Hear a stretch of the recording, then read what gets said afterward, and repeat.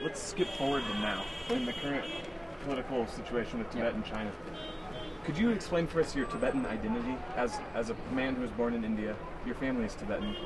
You've been to Tibet, but now you're here. What does it mean to be Tibetan for you? Well, for me, firstly, yes, you are born into a Tibetan family, and not just born into a Tibetan family, you had the upbringing, the nurturing of a Tibetan family, Tibetan ethos, Tibetan culture, on religion, history. So more than the blood that I inherit along with that the whole history of Tibet, the whole culture,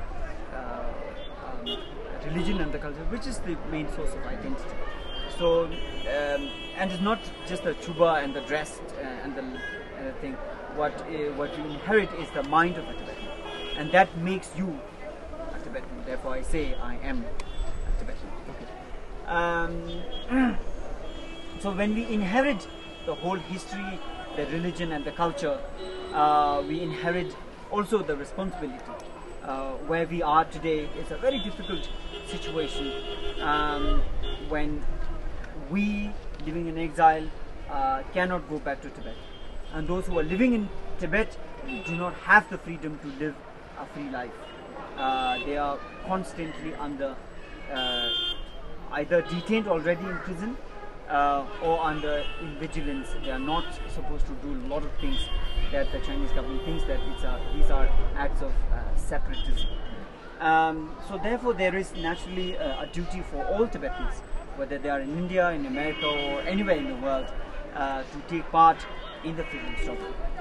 For me, the Tibetan freedom struggle is not because I'm Tibetan, therefore I have the responsibility. I feel that the Tibetan freedom struggle, firstly, is one very rare hope to bring back a strong reassurance that non-violence did not die with Martin Luther King. It is still here, it is possible, and this is a one rare opportunity for the world to regain our hope in non-violence and therefore work with His Holiness the Dalai Lama. There's a chance for all of us to say that non-violence did not die, and governments and the people and individuals and organizations need not resort to violence. Non-violence is possible, it's difficult, but it's possible. And His Holiness the Dalai Lama is trying, and therefore we have to be with him.